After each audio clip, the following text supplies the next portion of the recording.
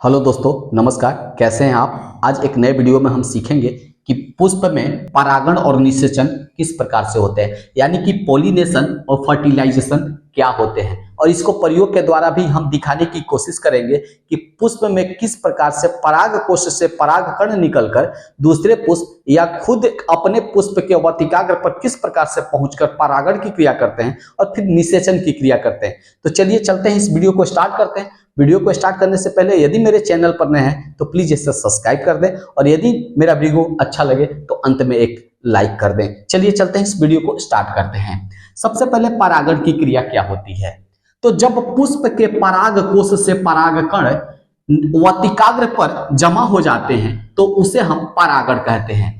इस डिफिनेशन में ये मालूम चल रहा है कि एक पुष्प होगा और पुष्प के अंदर एक पराग कोश होगा और पराग कोश के अंदर परागकण होते हैं, और वह परागकण निकलकर वर्तिकाग्र पर जैसे ही जमा हो जाते हैं तो इसी क्रिया को हम परागण की क्रिया कहते हैं। ये परागण की क्रिया जो होती है वो दो प्रकार से होती है। एक को कहते हैं स्वपरागण और एक को कहते हैं परपरागण। तो देखते हैं हम कि स्वपरागण क्या होता है और परपरागण क्या होता है, यानी सेल्फ पोलिनेशन और क्रॉस पोलिनेशन में क्या अंतर है। परागण देखिए किसे कहते हैं।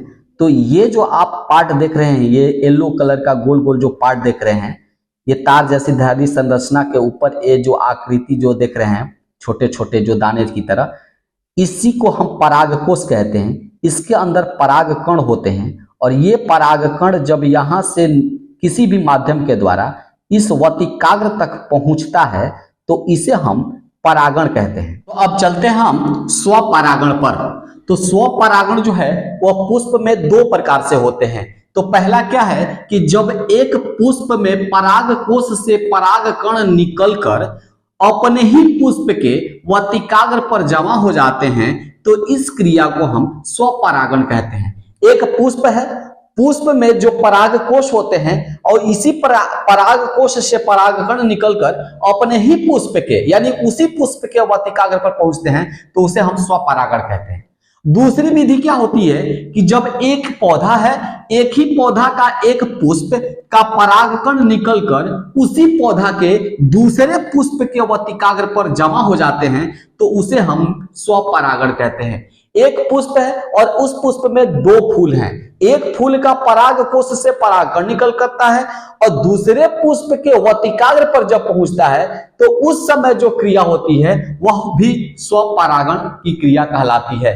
अब परागण दो प्रकार के होते हैं, एक स्वपरागण होता है और एक परपरागण होता है। तो देखिए, स्वपरागण दो तरीके से होते हैं।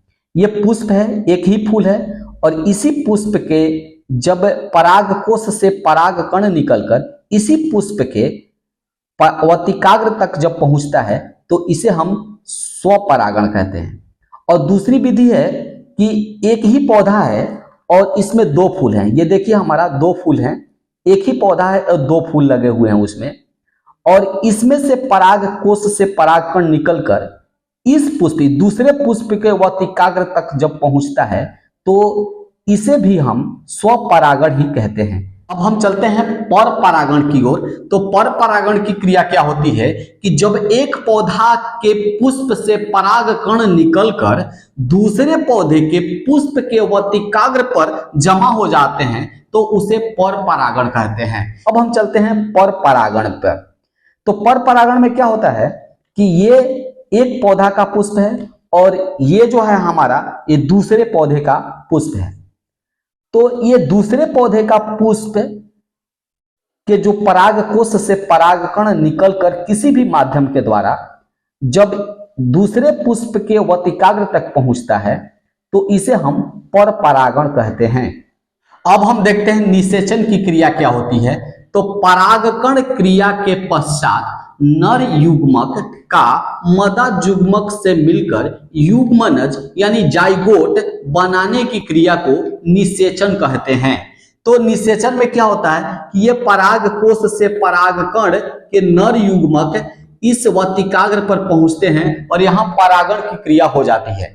परागण की क्रिया के फलस्वरूप ये जो परागकण होते हैं यह वतिकाग्र के सहारे नीचे ये अंडाशय में जाकर बीजांड से मिल जाते हैं, यानी मदा युग्मक से मिल जाते हैं, और इसी मिलने की क्रिया को हम निषेचन कहते हैं। परागण के क्रिया के फलस्वरूप नर युग्मक इस वतिकाग्र के सहारे नीचे अंडाशय तक पहुंचते हैं और अंडाशय में उपस्थित मदा युग्मक के साथ मिलकर युग्मनज बनाने की क्रिया को निषेचन कहा जाता है। तो आप लोग समझ गए होंगे कि निषेचन क्रिया क्या होती है।